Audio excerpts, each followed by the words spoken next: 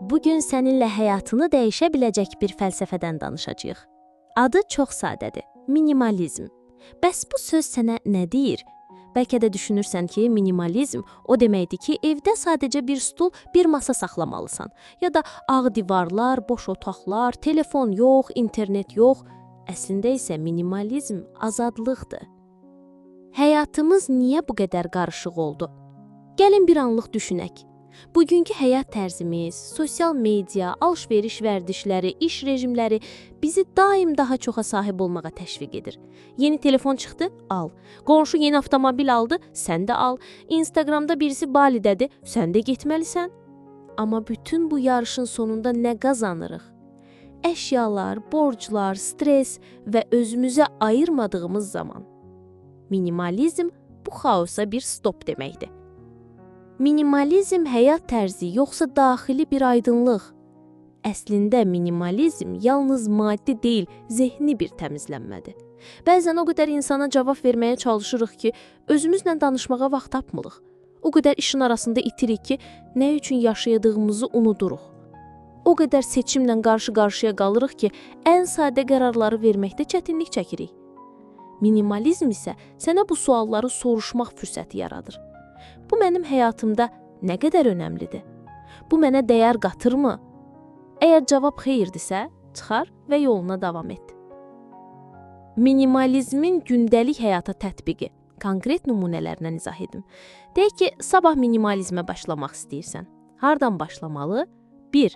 Geyim dolabın. Yəqin ki, aylarla geyinmədiyin paltarlar var.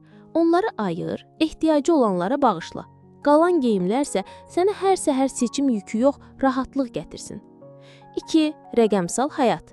Telefonunda 80 tətbiq var. Hər 10 dəqiqədən bir bildiriş alırsan. Minimalizm rəqəmsal həyatı da sadələşdirmək deməkdir. Əsas və sənin üçün faydalı olan tətbiqləri saxla, qalanları sil. Zamanını qaytar. 3. Münasibətlər. Ətrafındakı insanlar sənə enerji verir, yoxsa alır? Əslində bu da minimalizmin bir hissəsidir. Toksik münasibətlərdən çıxmaq da daxili sadələşmənin bir yoludur. Daha çox anlayışı xoşbəxtlik gətirirmi? Marketinq bizə illərlə bunu deyib ki, daha çox mal, əlif, daha çox xoşbəxtlik. Amma statistikalar deyir ki, ən çox istehlak edən cəmiyyətlərdə depressiya səviyyəsi də yüksəkdir.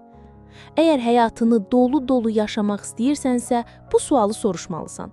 Mənə nə lazımdır ki, xoşbəxt olum? Və cavab çox zaman gözlənilmədən sadə olur. Sakit bir səhər, sevdiklərinlə birlikdə olmaq, sağlam bədən, rahat zehin, yaradıcı bir hobi.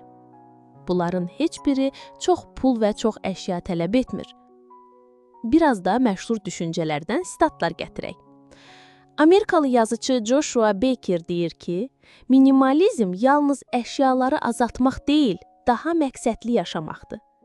Matt Davella isə belə deyir, əgər həyatına daxil etdiklərin səni boğursa, deməli nə isə çıxartmaq zamanıdır.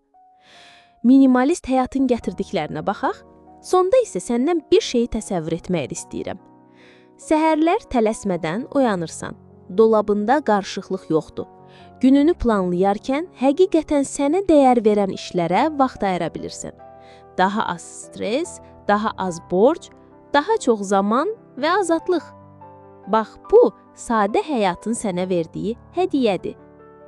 Nəticəyə fokuslansaq, minimalizm hamı üçün fərqli görünə bilər. Kimisi üçün bu 100 kitabı 10 kitaba endirməkdir. Başqası üçünsə 10 saatlıq iş gününü 6 saata salmaqdır. Əsas odur ki, bu yol sənə daha çox nəfəs almağa, daha az boğulmağa imkan verir. Əgər sən də bu yolu sınamaq istəyirsənsə, ilk addımı bugün at. Kiçik dəyişikliklər böyük fərq yarada bilər. Videonu bəyəndinsə like eləməyi, kanala abunə olmağı və dostlarınla paylaşmağı unutma, şərhlərdə isə fikirlərini gözləyirəm. Səncə minimalizm sənin həyatında nəyi dəyişə bilər? Unutma, həyat keyfiyyətlə ölçülür, sayla yox. Görüşənədək.